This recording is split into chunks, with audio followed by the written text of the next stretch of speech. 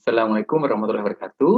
Pada video kali ini kita masih melanjutkan video yang lalu tentang pembahasan soal-soal latihan ujian matematika SMP.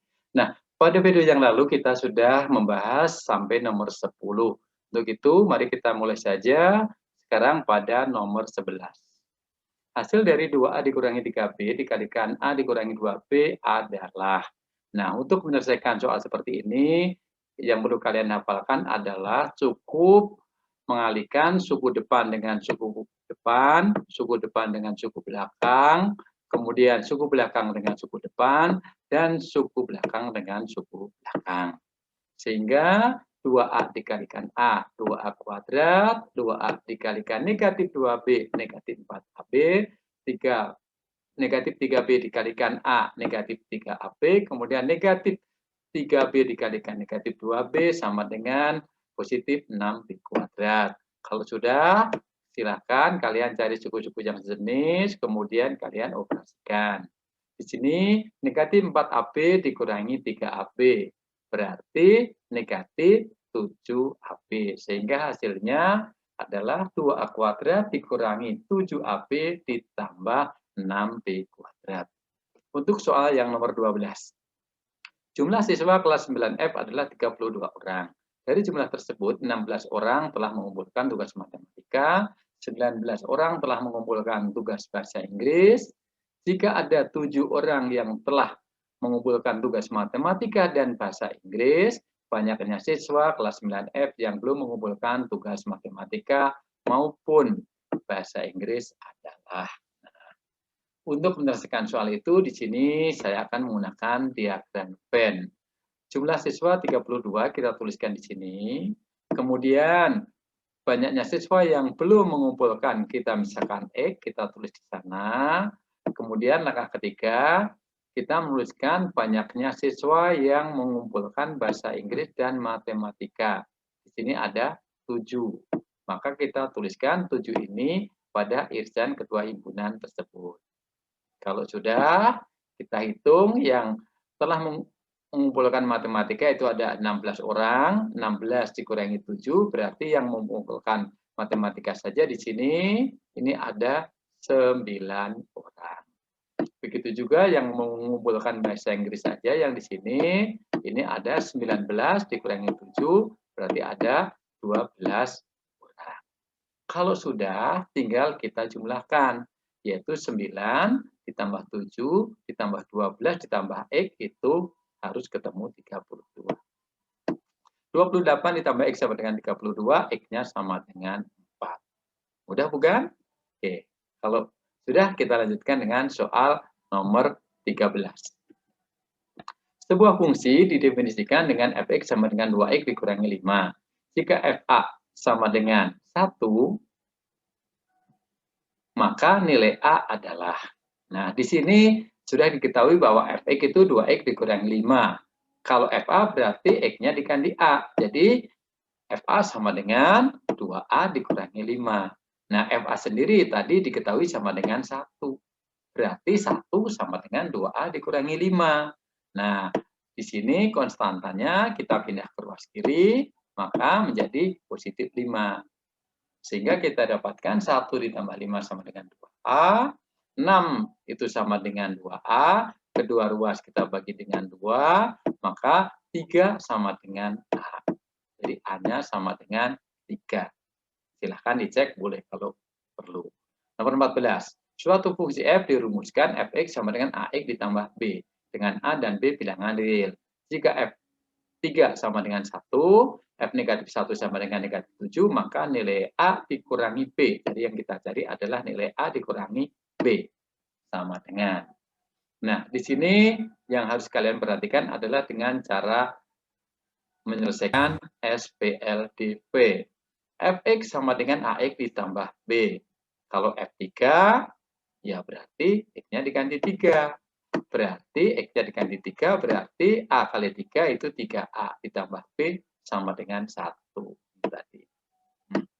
F negatif 1 berarti sama dengan negatif 1 kali A. Negatif 1A ditambah B sama dengan negatif 7. Nah, sehingga kita memiliki dua buah persamaan dengan dua variabel, yaitu 3A ditambah B sama dengan 1, dan negatif A ditambah B sama dengan negatif 7. Dapat kita selesaikan dengan eliminasi, substitusi, maupun grafik. Karena koefisien B-nya itu sama, yaitu 1, maka langsung aja tinggal kita eliminasi, kita kurangi. 1 dikurangi negatif 7, sama saja dengan 1 ditambah 7, sama dengan 8. 3A dikurangi negatif 1A. Berarti 3 dikurangi negatif 1, sama dengan 4. Berarti 4A sama dengan 8. Kedua ruas dibagi dengan 4.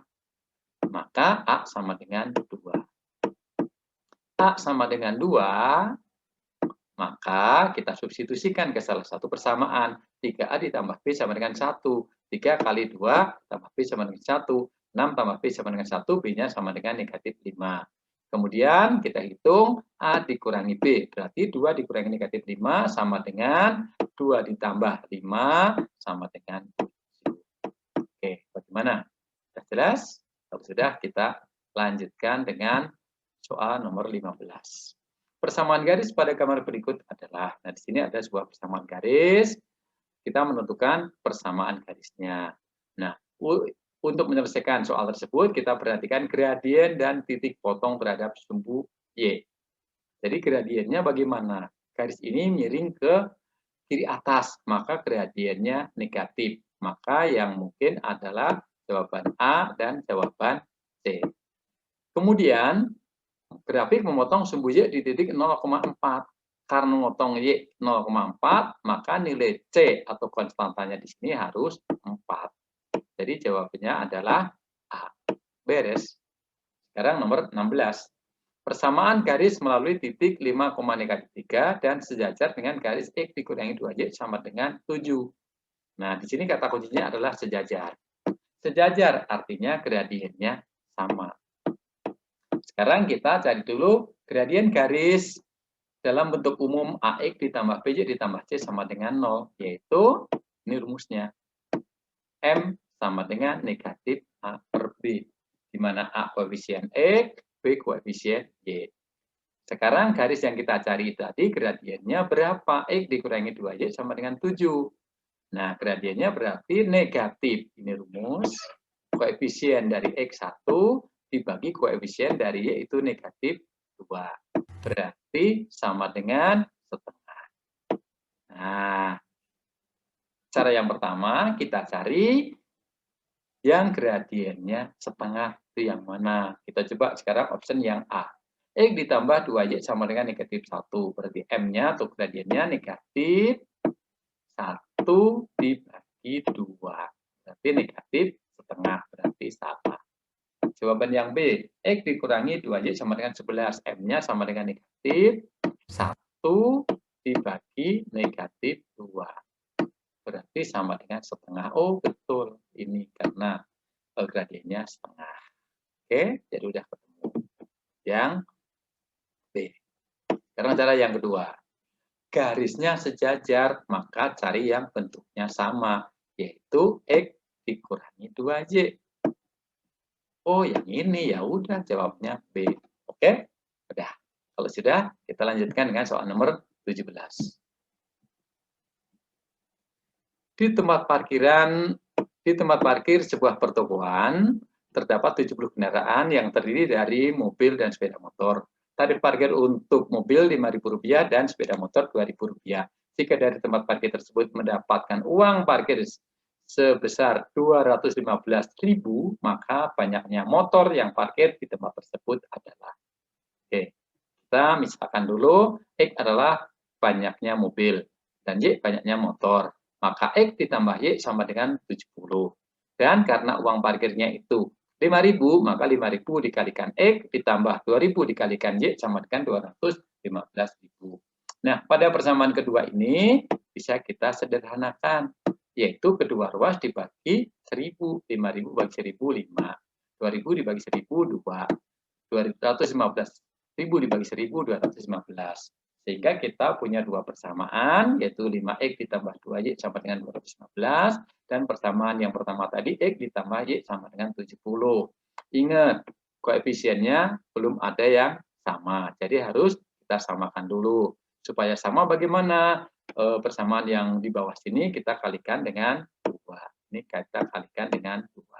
Sehingga 5x tambah 2y sama dengan 215. Kemudian x kali 2, 2x. Y dikalikan dengan 2y, 70 dikalikan 2, 140. Sekarang koefisiennya dari y sudah sama. Kalau sudah sama, bisa kita eliminasi. Kita hilangkan, kita kurangi.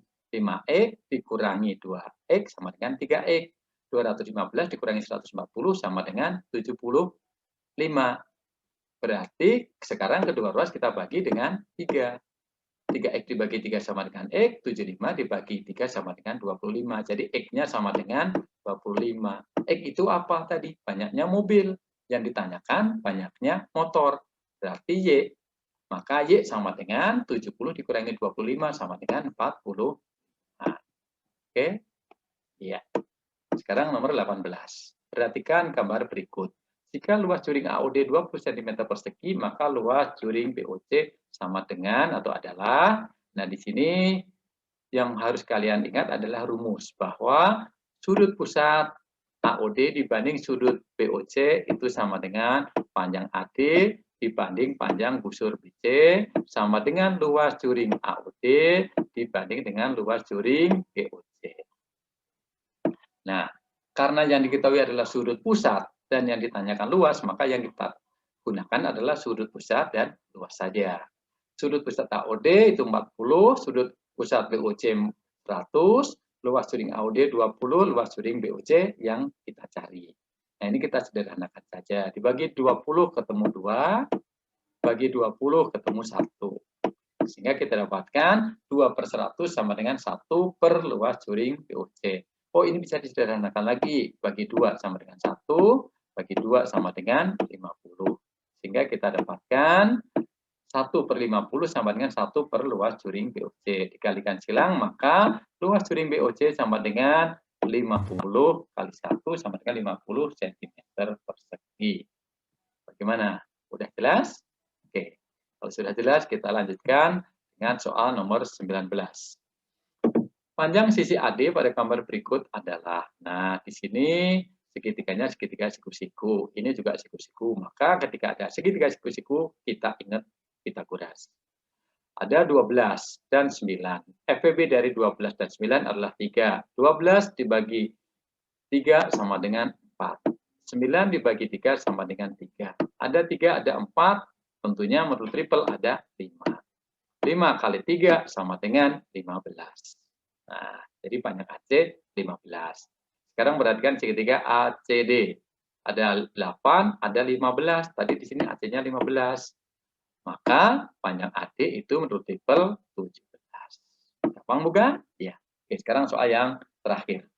Sebuah kapal berlayar ke arah utara sejauh 180 mil, kemudian belok ke arah timur sejauh 50 mil, dan belok lagi ke arah selatan sejauh 60 mil. Jarak tempat akhir kapal tersebut dari tempat semula adalah. Caranya bagaimana? Yaitu kita buat sketsa dan digunakan triple Pythagoras. Sketsanya begini, 180, 50, 60. Berarti panjang di sini adalah 120. Jarak di sini tadi 50 mil.